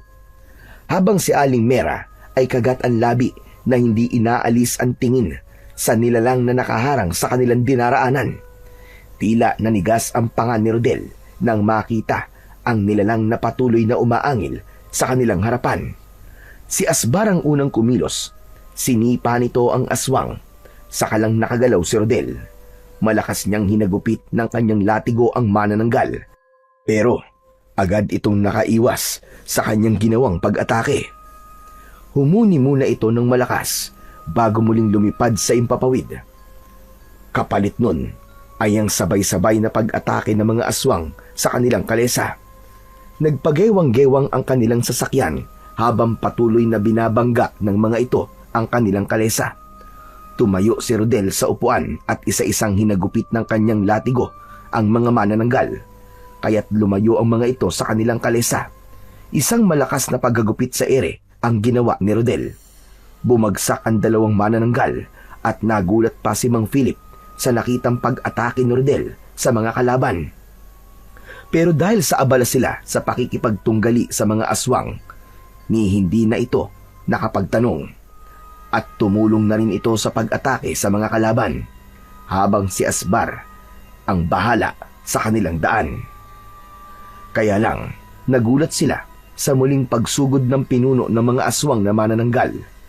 Nakatitig ito sa nakatayong si Mang Philip, kaya naman, inakala ni Rodel na aatakihin ng aswang ang kanyang ama, kaya't mabilis niya itong hinagupit ng latigo. Humarang ang isang manananggal na parang pinoprotektahan nito ang pinuno. Tinamaan ng isang manananggal na bumalandra sa puno at tila may apoy na sumunog dito. Narinig niya ang matinis na boses ng pagsigaw ng pinuno nang makita nitong napatay ni Rodel ang alagad nito. Mabilis ang pagsirit ng takbo ng kabayo sa makipot na daan. Halos hindi lumapat ang mga paa ni Asbar sa lupa, habang ang mga manananggal ay patuloy na sumusunod sa kanila. Hindi na nila alam kung tama pa ba ang daan na tinatahak nila. Ang mahalaga ay makaalis sila sa lugar na yon. Tuluyan ng hindi natiis ni Aling Mera ang paglabas ng anak. Sa kalagitnaan ng kalsada sa loob ng kalesa, narinig nila ang malakas na pag-iyak ng bagong silang na sanggol. Mas naging agresibo ang mga nilalang sa Impapawid at mas dumami ang mga aswang na manananggal na humahabol sa kanila. Naku po, Diyos ko naman, Panginoon ko! Saan ba nanggagaling ang mga manananggal na to? Parang hindi nauubos. Mag-focus ka lang, anak, sa pagpapatakbo ng kabayo, dahil baka hindi mo mapansin ang mga sangang nakaharang sa daan. Ako na ang bahala sa nanay mo. Anak nang, ang kalintikan naman talaga, oo. Nakalimutan ko pa ang itak ko. Wala man lang tayo magagamit na sandata laban sa mga aswang na yan. Masakit na ang kamao ko sa pagsuntok sa matigas na mukha ng mga manananggal. Hindi ko akalaing babalik ang mga hayop na yan. Bakit, Tay? Dati na bang may aswang sa baryo natin? Akala ko po hindi sila totoo.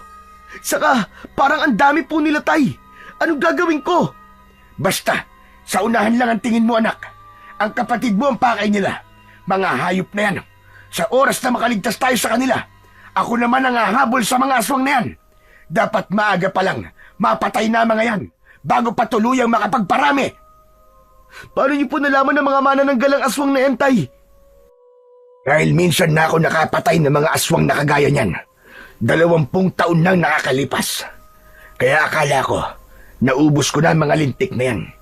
Mahirap patayin ng mga manananggal. Kailangan mo pang humanap ng maiwagang buhok ng kulay pulang kabayo. Pero nang makita ko ang ginawa mo kanina, Rodel, alam kong ikaw ang nagtataglay ng sandatang yon. At ang kabayong pumalit kay Buddy ay ang kabayong matagal ko nang hinahanap. Diba? Dinadaya niya ang paningin ng mga tao para itago ang totoo niyang itsura. Kaya sa ngayon, masaya akong nagkataon na napunta yan sa'yo. Pinoproteksyonan niya tayo laban sa mga aswang. Hindi ko siya kagad nakilala nung una kong makita si Asbar. Pero sa ngayon, sobra akong nagpapasalamat sa pagbabalik niya. Dahil alam po kasi ni Asbar na muling sasalakay ang mga aswang na manananggal. Teka, Tay. Hanggang ngayon po kasi, hindi ko alam kung anong klaseng nilalang ang kulay pulang kabayo at kung bakit sila nabubuhay sa mundo natin. Paano po nagkaroon ng kapangyarihan ng kanyang buhok? Dahil sila ang mga kabayong gabay ng anting-anting ng sarili nilang buhok. Marami akong hindi alam na detalye sa kanila, anak. Dahil ang ama ko nakakaalam nun. Kaya lang, biglang nawala sa pangangalaga ko ang agimat dahil natapos ko na ang misyon. Kaya Rodel, ingatan mo ang agimat na yan dahil kaya nitong patayin ng manananggal habang ito ay nasa Impapawid. Maaari ring ituro ng gabay na pulang kabayo ang kinaroroonan ng kalahating katawan ng manananggal. May paniniwalang unahin mo munang patayin ang kalahating katawan nila para wala nang balikan ang kalahating katawan na nasa Impapawid. At sa pagsapit ng umaga, ang mismong sikat ng araw ang papatay sa kanila. Umalingaw-ngaw muli ang malakas na iyak ng kapatid ni Rodel. Kaya naman, mas lalong nagkagulo sa Impapawid ang mga aswang na manananggal. Saglit na napatigil sa pag-uusap ang mag-ama, mas lalong binilisan ni Asbar ang pagtakbo papasok sa madilim na bahagi ng kakawyan. At sinabi nito kay Rodel na mas malakas ang puwersa ngayon ng mga aswang, kaya maging handa at bantayan ang sanggol sa kanilang kalesa. Ha! Tay! Kumapit kayo mabuti! Nararamdaman kong muli silang aatake! Ha! Ha! Sa kaubod lakas na pinalo ni Rodel ang likod ng kabayong si Asbar gamit ang lubid. Humalinghing ito bilang hudyat ng mabilis nitong pagtakbo. Abot langit ang kabang bumabalot sa buong sistema ng pagkatao ng mag-ama dahil sa pag-aalala nila sa kaligtasan ng sanggol at ni Aling Mera. Naramdaman nila na parang may nilalang sa bubong ng kanilang kalesa, kasunod ng malakas na pag-angin ng aswang. Mas hinigpitan ni Rodel ang pagkakakapit sa kanyang hawak na lubid na parabang dito siya humuhugot ng lakas, habang ang kanyang latigo ay nakasuporta sa kalesa upang hindi makalapit ang mga manananggal sa kinaroroonan ng mag-ina. Ngunit bigla silang natigilan nang biglang nagsalita ang aswang. Bakas ang matinding galit sa tono ng boses nito. Hindi na kayo makakatakas sa akin! Papatayin ko kayong lahat! Lalo na ang bat niyo! Ibigay ko sa akin ang sanggol na yan nang hindi na kayo mahirapan! Hayop ka! Umalis ka sa bubong ng kalesa namin! Sa oras na magkaroon ako ng pagkakataon, ako mismo ang papatay sa iyong halimaw ka! Katulad ba ng pagpatay mo sa nanay ko? Ang kapal ng mukha mong paalisin kami! Masyado ka naman yatang nagpapakaama sa batang yan! Pagkatapos mong abandonahin ang una mong pamilya, hindi ba? Tinalikuran mo kami at pinatay mo ang kaawa-awa kong ina. Kaya kapag nagkaroon ako ng pagkakataon, ako mismo ang papatay sa iyong hayop ka. Tandaan mo yan! Tay, ano sinasabi ng manananggal niya sa bubong? Anong pamilya sinasabi niya? Huwag kang maniniwala sa kanya, Rodel. Nagsisinungaling siya. Nililito ka lang niya para magtagumpay siya sa binabalak sa kapatid mo. Kaya sige na, hagupitin mo na sila ng latigo. Ikaw at sinungaling! Pinatay mo ang nanay ko para sa pangalawang pamilya mo. Kaya naman, ako mismo ang papatay sa inyong lahat at wala akong ititira. Magbabayad kayo sa buhay na kinuha nyo sa akin! Biglang nalito si Rodel sa kanyang mga narinig tungkol sa kanyang ama. Pero sa lahat, si Aling Mera ang nasaktan at sinabi nitong totoong may naunang babae sa buhay ng kanyang ama. Kaya may posibilidad na ang aswang na nasa bubong ng kanilang kalesa ay kapatid niya. Subalit hindi siya kagad naniwala. Imposibleng magkaroon siya ng kapatid na aswang. Wala akong pinatay, maliban sa aswang. Kaya imposibleng sinabi mong halimaw ka. Bilisan mo, Rodel. Ginagamit ng aswang na yan ang nakaraan ko para magtagumpay siya.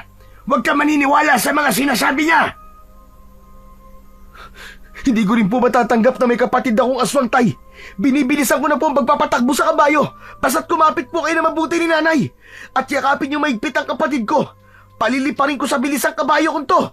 Ha! Ha! Ha! Daan-daan lang, anak, ang paggagupit ng latigo sa likod ng kabayo. Malalim ang sugat ni Asbar. Baka manghina siya at maabutan tayo ng mga aswang na umahabol sa atin. Parang hindi sila napapagod lahat at desperadong makuha talaga ang kapatid mo. Hindi na kayo makakatakas sa amin. Ito na ang katapusan ng mga amang walang silbi. Mga inutil! Tumigil ka! Kung totoo nga na kita, hindi ka magiging masamang kagaya mo. Aalamin na muna niya kung bakit kami nagkaiwalay ni Linda. At ikaw, hindi kita anak. Wala akong anak na manananggal. Sige, Rodel, bilisan mo pa! Opo, Tay. Protektahan niyo po si nanay. Kailangan matanggal ang pagkakakapit ng mga hayop na yan sa bubong natin. Ha! Ha! Ha! Napansin ni Rodel na parang binubutas ng manananggal ang bubong ng kalesa. Kaya naman, bigla niyang kinabig sa kabilang direksyon ng daan ang kabayo. Habang ang ibang mga manananggal ay nasa himpapawid at patuloy silang sinusundan. Maya-maya pa, naramdaman naman niya ang pagbaba pa ng isang manananggal. Pinagtulungan ng mga ito na butasin ang bubong, kaya mas lalong natatarantang pinalo ulit ni Rodel ang likod ni Asbar. Ni hindi ito dumaing dahil bawat sugat na lumalatay sa katawan ng kabayo ay mabilis na nagihilom. Kaya naman, bigla nitong itinaas ang unahang paa at nahulog ang dalawang manananggal mula sa bubong. Ang galing mo, Asbar! Nahulog ang mga halimaw na yun sa bubong! Ha! Ha! Saan kayo pupunta? Sige mga kasama, sirain ang kalesa at patayin ang kabayo! Muling sumirit sa pagtakbo ang kabayo papunta sa kabilang daan ng baryo, habang panay pa rin ang linga nila sa paligid at sa hulihan ng kanilang daan. Kaya't kitang-kita niya ang isang manananggal na muling nakakapit sa huliang kahoy ng kanilang kalesa. Papaakyat na ito para kunin ng kanyang kapatid. Buong tapang naman na magkakasunod na pagsuntok sa mukha ng aswang ang ginawa ni Mang Pilip. At dahil dalawang kamay ang gamit ng manananggal sa pagkahawak sa kahoy, sinalo nito lahat ang malalakas na suntok ng kanyang ama. Kaya't nakabitaw ito at muling umalingaw-ngaw ang ingay ng pagaspas ng pakpak ng aswang. Tay! Nay! Ayos lang po ba kayo dyan sa likod? Sa unahan ka lang tumingin, anak. Ako nang bahala dito. At baka maaksidente pa tayo. Maraming mga aswang na umahabol sa atin. Dahil mabangong-mabango sa kanilang amoy ng sanggol. Lalo na kapag bagong silang. Kaya halos nag-aagawan sila sa pagpatay sa kapatid mo.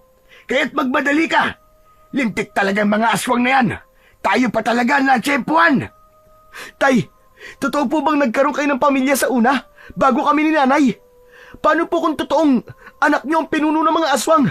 At hindi lang ang tungkol sa pagpatay nila sa kapatid ko ang pakay nila, dahil balak lamang po niyang magiganti sa inyo. Hindi nakasagot si Mang Philip. Habang mabilis ang takbo ng kanilang kalesa, ay napansin niya ang pamilyar na kalesa na nakasunod sa kanila. Agad niyang nakilala ang sasakyan ni Marco. May dala itong itak at sumabay sa kanila sa pagtakbo. Anak nang, mabuti palang sumunod ako sa inyo. Kung hindi, wala kayo gagamitin panlaban sa mga aswang na umaatake sa inyo. Maraming salamat sa pagtulong mo, Tol. Sige, Tol, gamitin mo muna ang itak na to. Nakaalalay ako sa inyo. Nandito lang ako sa uliang bahagi ng sasakyan nyo. Mag-iingat kayo, Tol. Mabilis ang kanilang pagpapatakbo ng sasakyan. Ganon din ang kabayo ni Marco. Ibinigay ni Rodel ang itak kay Mang Philip dahil meron na siyang latigo. Habang ang maririnig na ingay ay ang iyak ng sanggol. Tunog ng yabag ng paa ng kabayo at ng malakas na pagaspas ng pakpak sa impapawid. Ipinagpatuloy nila ang pagtakas sa mga aswang habang tinatahak ang madilim na daan na ang tanging tanglaw lang ay ang malamlam na ilaw ng kanilang gasera. Dahil madilim at madalas ang paglingon ni Rodel sa gawin ng kanyang mga magulang at kapatid, hindi niya naiwasan ang pagtama ng kahoy sa kanilang kalesa. Nasira ang taling nakakonekta sa kabayo, kaya't humiwalay ang sasakyan sa katawan ni Asbar. Nahulog at bumagsak sa lupa si Rodel. Pasadsad siyang bumalandra sa malaking puno. Itinukod niya ang kanyang kamay sa lupa habang ang latigo ay mahigpit niyang hawak. Tumigil si Marco at mabilis na bumaba ng kalesa. Inalalayan nito kagad ang mga magulang ni Rodel para ilayo sa bahaging yun.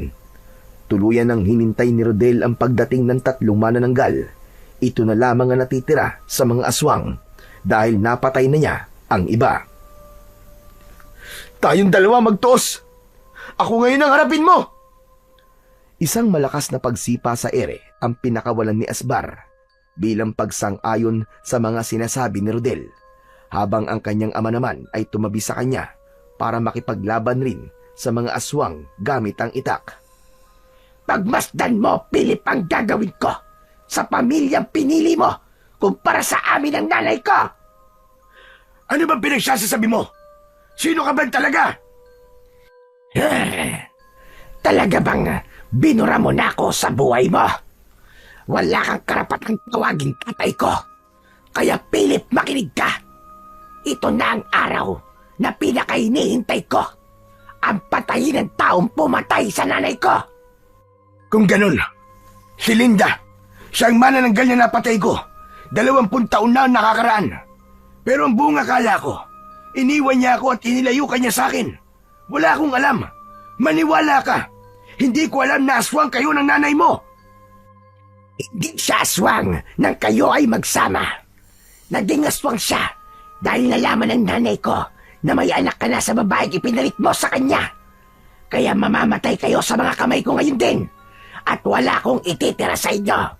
Dahil sa ginawa mo sa nanay ko, naging dahilan din yon para magpakamatay ang lolo ko. Huli na, hindi ko na siya naabotang buhay. Bibigyan ko sila ng katarungan sa pamamagitan ng pagkuha sa buhay mo. Anak, patawarin mo ko. Hindi ko alam. Maniwala ka. Wala akong alam sa mga nagawa ko. Huli na para sa paghingi mo ng tawad sa akin dahil hindi mo na may babalik ang buhay ng nanay ko. Tay, anong ibig sabihin nito? Totoo ba sinasabi niya? Totoong anak mo siya? Patawarin mo ko, Rodel. Alam ni Meran tungkol sa una kong pamilya. Pero ang alam ko talaga ay iniwan lang ako ni Linda. Wala akong alam na may anak ako sa kanya. Itinaas ni Asbar ang unahang paa nito at narinig ni Rodel ang sinabi ni Asbar. Ang babaeng nagsasalita ay ang presensyang nararamdaman nito sa lugar kung saan nila inihatid ang 4 na dalaga, kaya maaaring isa sa kanila ang kanyang kapatid. Sana nga mali ako. Marisa, ikaw ba yan? Sa biglang pagbabago ng anyo ng aswang, ay tila tama ang pangalang tinawag ni Rodel. Natigilan nito nang magsalita si Rodel, pero hindi naging hadlang yun para hindi umatake ang mga kasama nito. Hindi natinag si Rodel. Hindi rin niya hahayaang masaktan ng kanyang mga magulang at kaibigan nang dahil sa paghihiganti ng kanyang kapatid. Umalis si Asbar sa kanyang tabi at hinarap nito ang ibang manananggal na una nang umatake sa kanilang kinaroroonan. Si Rodel ay iniwan na rin ang natitigilang si Mang Philip. Hindi ito makakbang para lumaban. Takot na takot ito na masaktan ng anak. Kinausap niya si Asbar at sinabi nitong dadalhin siya nito sa kinaroroonan ng kalahati ng katawan ng mga aswang. Naunang lumipad sa impapawid ang mga manananggal at inatake ng mga ito ang tumatakbong si Rodel sakay ng kanyang kabayo. Tuluyang naiiwas niya ang mga ito sa kanyang mga magulang. Malalaki ang hakbang ng paa ni Asbar habang ang latigo ay panay ang wasiwas sa ere.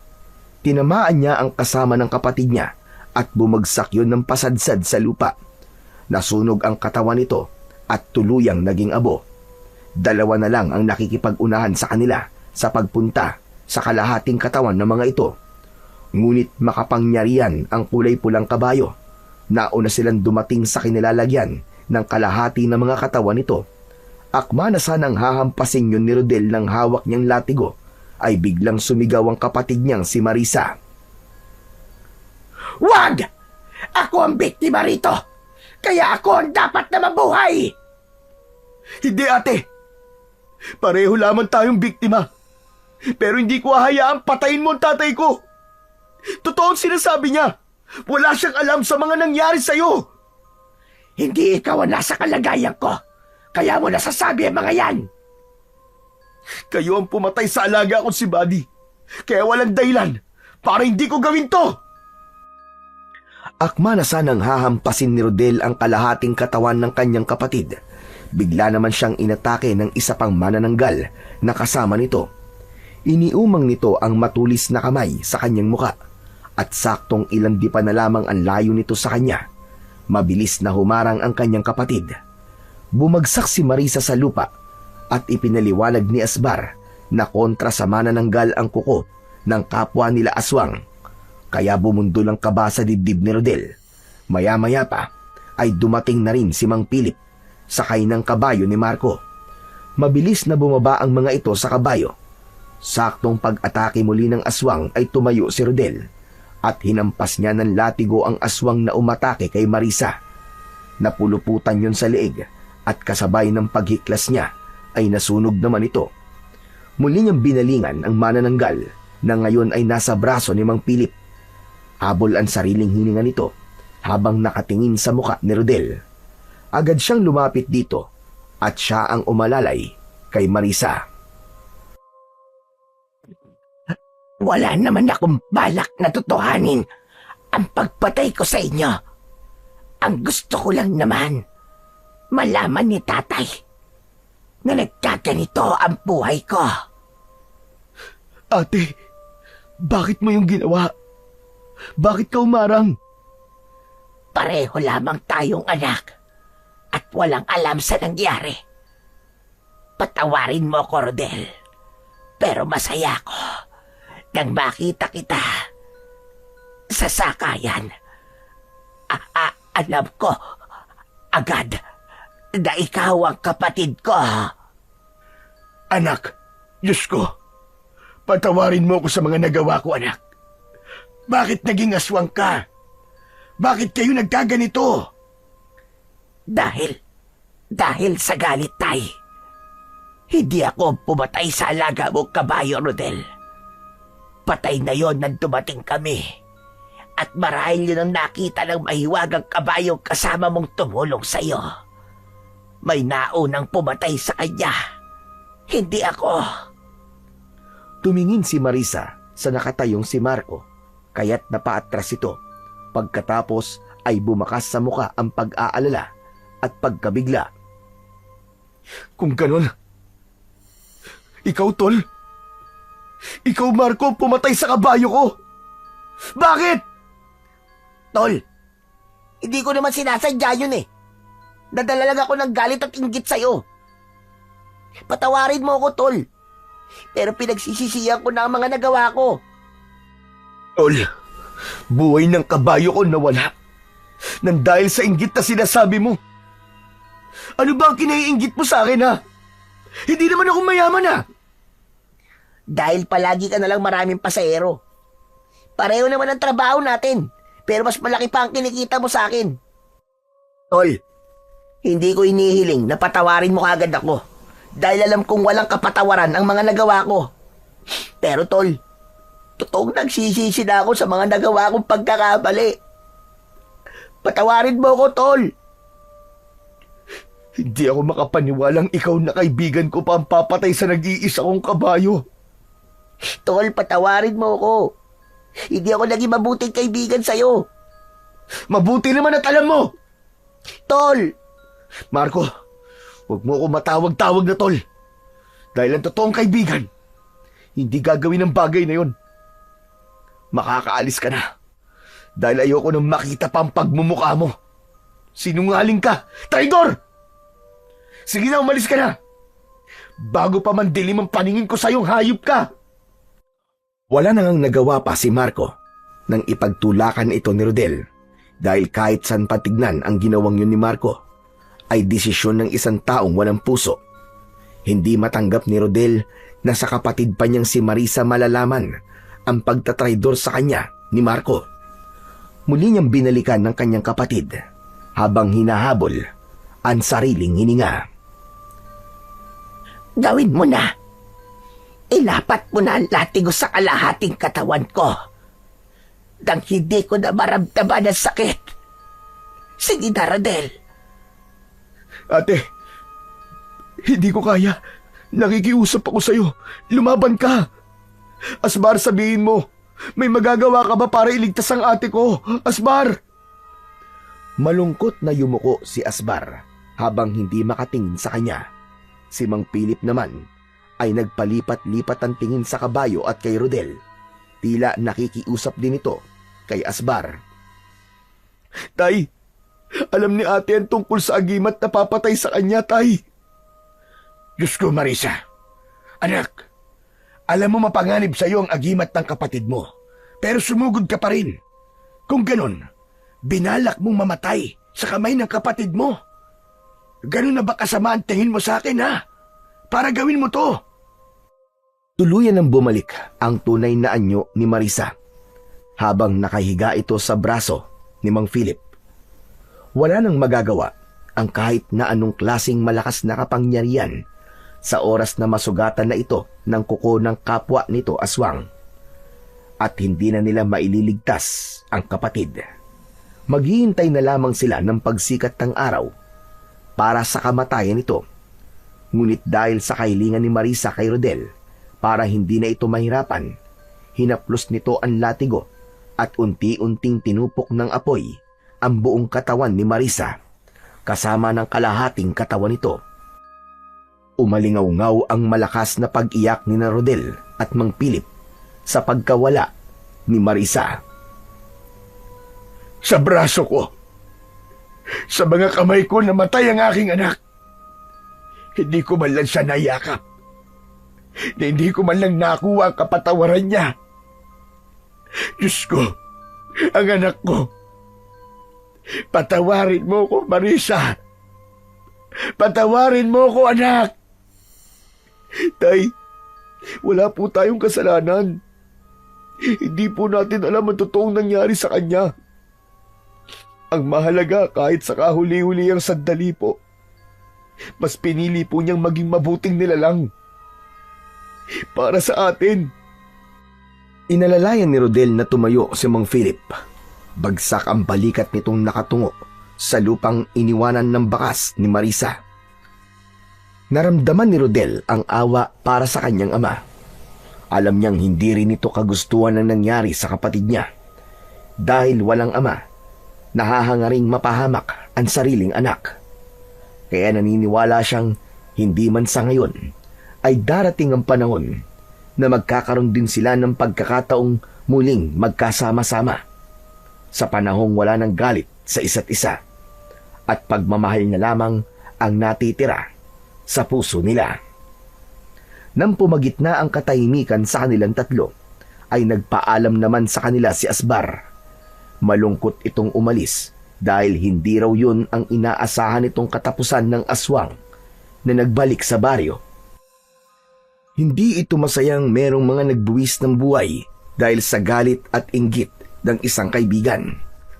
Kasabay ng pag-alis ni Asbar, ang paglaho ng kanyang agimat na latigo sa kanyang mga kamay. Malungkot man ang katapusan ng buhay ng kanyang kapatid. Nakasama naman niya ito sa loob ng kanyang kalesa, habang siya ang tanging kutserong pinili nito. Tapat na ang ilang oras na nagkasama sila upang masabi niyang ang aswang na manananggal ay naging isang mabuti ring nilalang sa ngalan ng pagiging magkapatid nila. Ginawa naman ni Marco kay Rodel, patunay lamang na ang inggit sa kapwa ay walang maibubungang maganda sa buhay ng tao. Makakagawa ka ng kasalanan na habang buhay mong pagsisisihan, dahil ang kapalit nun ay ang pagkawala ng tunay mong mga kaibigan. Sabi nga sa banal na Biblia, sa Pedro Kapitulo 2, versikulo 1, ang pagtalikod sa inggit ay bahagi ng paglago sa pananampalataya, dahil kapag ang pagmamahal sa Diyos ang papairalin, hindi ka magkakasala at makakagawa ng pagkakamali. Sa kasalukuyan ay napatawad ni Rodel ang kaibigan si Marco. Sinubukan itong bayaran ng kabayo bilang pagpapakita ng totoo nitong paghingi ng tawad.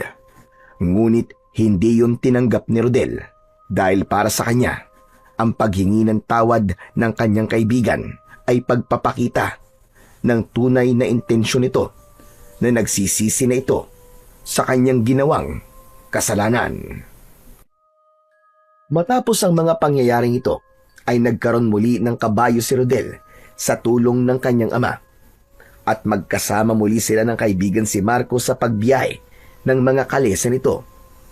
Wala ng galit, wala ng inggit, tanging totoong pagkakaibigan ng naiwan na minsang sinira ng inggit, ngunit muli namang binuo ng pagpapatawad at pagmamahal.